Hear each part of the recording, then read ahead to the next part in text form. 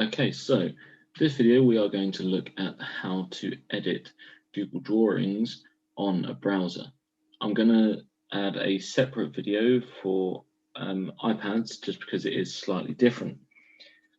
Okay, so go into the classroom and then go to the classwork, and we're going to have a look at the one that says Tuesday, and it is the one that is called Google Drawings. So if we view the assignment, we can have a look. And there is the work there. So if we click on the work, it will open. And just give it a second to load.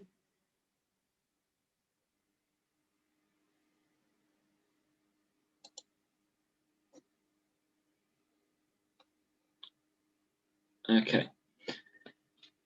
So here, it looks like an image, but it is actually a Google drawing, which is slightly different. I'll explain more in a second. So if you double click the images, you will open the drawings window. This way, you will then be able to edit and write over the images. This is also a way that you can use manipulatives if they have been used for a piece of work.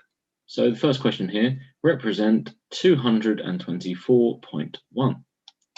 So if you double click on that, you then get this window to open. And there have been some counters that have been created down here, so they are manipulatable. So you can move them around. So it was 224.1. So you need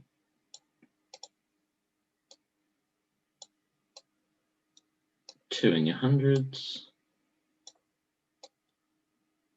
two in your tens,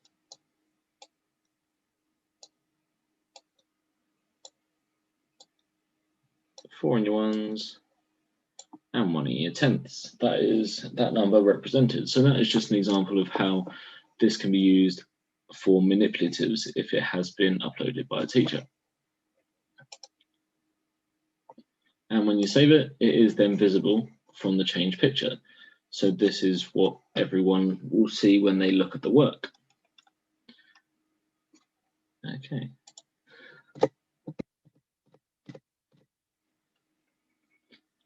So for this one, they are just addition questions, and you can just write the answers underneath by doing like A, which will be 301, B,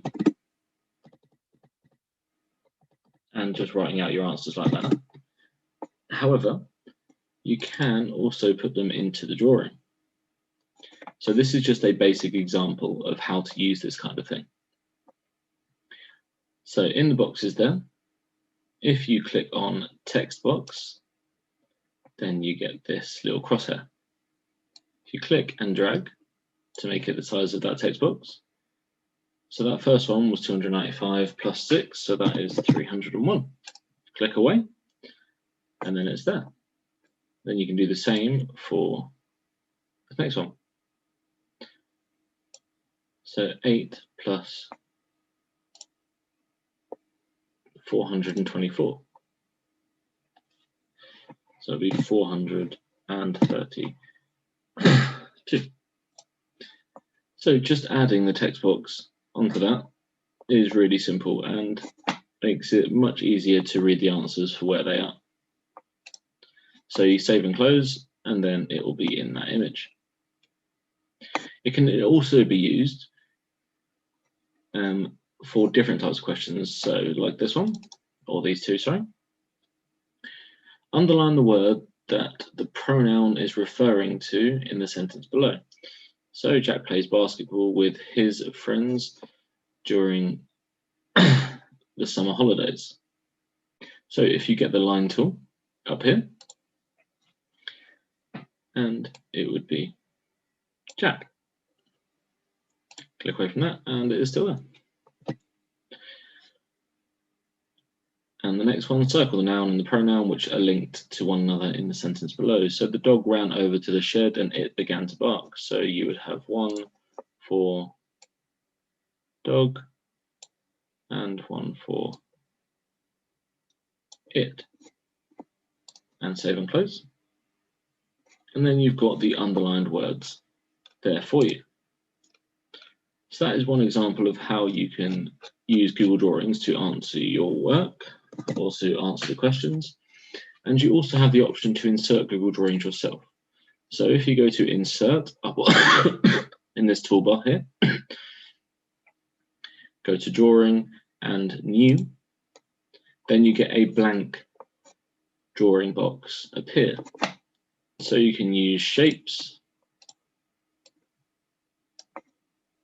depending on what you've been asked to create.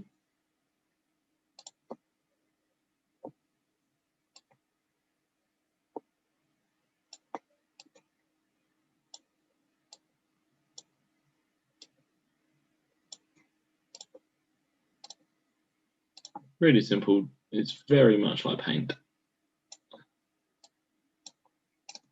So depending on what you've been asked to create, you can use all of the shapes of that. You can add text. You can also add images. You can upload images. You can search for them on Google, depending on what you want to add to it. So it's a really nice piece of software that is right there in Google for you. And the same with these. Once you have completed everything, make sure you turn your work in or hand it in the ways we have shown before. So that's Google Drawings on a browser.